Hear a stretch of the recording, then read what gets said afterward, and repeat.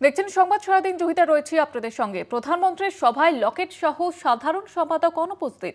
শুধু দিলীপ ঘোষ নয়, প্রধানমন্ত্রীর সভায় ডাক পেলেন না লকেট। সভায় দেখা যায়নি আরো দুই সাধারণ সম্পাদককে। দলের মধ্যে সমালোচনার ঝড়, গোষ্ঠীদ্বন্দ্ব কি চরমে। লকেট জানিয়েছেন কেউ প্রধানমন্ত্রীর সভায় ডাকেননি তাকে, এবং দিলীপ ঘোষ তিনিও কিন্তু ডাক পাননি। আর এই নিয়ে বিস্তারিতভাবে আলোচনা করব। নিউজরুম থেকে সরাসরি রয়েছেন আমাদের বিশেষ প্রতিনিধি অঞ্জন রায়।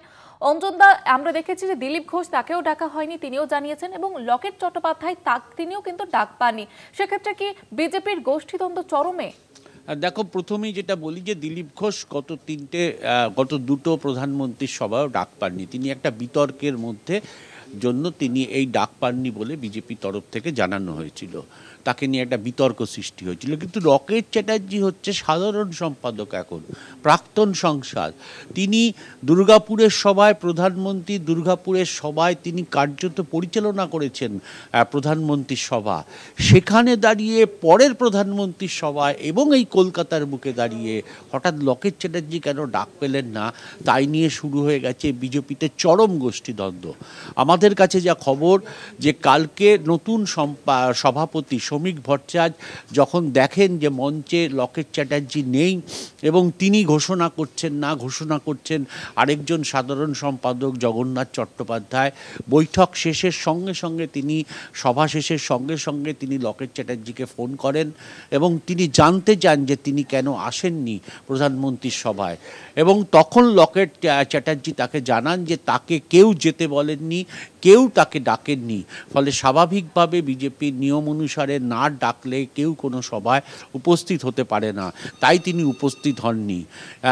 তিনি এটা রাজ্য সভাপতিকে জানান এবং এই ঘটনা কার্যত কালকের পর বিজেপিতে ব্যাপক পরিমাণে শোরগোল পড়ে গেছে।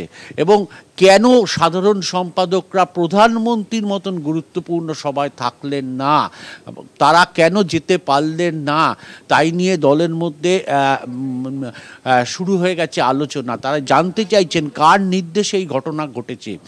এবং কালকে এমন লোককে মঞ্চে দেখা গেছে যাদেরকে কোনোদিন প্রধানমন্ত্রীর সভায় দেখা যায়নি, যারা নিচে বসতেন।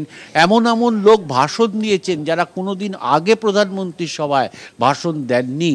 ফলে একটা চরম দমদমের প্রধানমন্ত্রীর সভাকে নিয়ে বিজেপির মধ্যে একটা চরম বিতর্ক সৃষ্টি হয়েছে বলতে পারো। সভা শেষের পর কার্যত কেন সাধারণ সম্পাদকরা প্রধানমন্ত্রীর সভায় গেলেন না, তাদের কেন ডাকা হয়নি, কেন তাদেরকে বলা হয়নি প্রধানমন্ত্রীর সভায় যেতে, এই নিয়ে একটা ব্যাপক শোরগোল পড়ে। এবং যতদূর জানা যাচ্ছে যে সাধারণ সম্পাদক অর্গানাইজেশন যিনি আছেন তারই নির্দেশে এই কাজ হয়েছে। এবং এটা একটা চরম গোষ্ঠীদ্বন্দ্বের বিষয় কার্যত সামনে এসে যায় প্রধানমন্ত্রীর সভাকে কেন্দ্র করে। নতুন সভাপতি হয়েছেন, তিনি সংসদে কাজে ব্যস্ত থাকেন, ফলে তার পক্ষে সবটা দেখা সম্ভব নয়। কিন্তু সেই সুযোগ নিয়ে কেউ বিজেপির ক্ষতি করতে চাইছে কিনা দলের মধ্যে, তা নিয়ে শুরু হয়ে গেছে আলোচনা।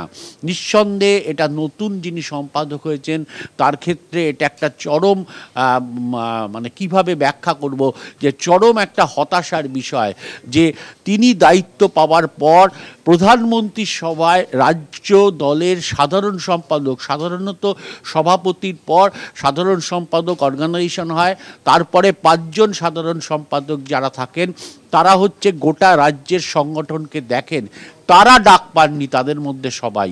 নিঃসন্দেহে এটা বিজেপির ক্ষেত্রে একটা ব্ল্যাক স্পট বলা যেতে পারে। এই পরিস্থিতি কিভাবে সামাল দেবেন সেটা নতুন সভাপতি বলতে পারবেন।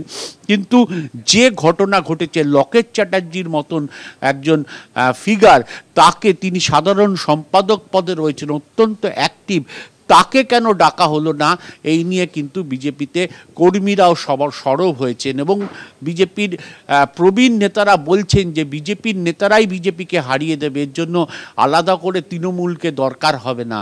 ফলে এই যে গোষ্ঠীদ্বন্দ্ব, এই গোষ্ঠীদ্বন্দ্ব কিন্তু বিজেপিতে থামছে না। দিলীপ ঘোষের ক্ষেত্রেও একই জিনিস দেখা যাচ্ছে, এবার লকেট চ্যাটার্জি সহ অন্য সাধারণ সম্পাদকের ক্ষেত্রেও একই জিনিস দেখা গেল।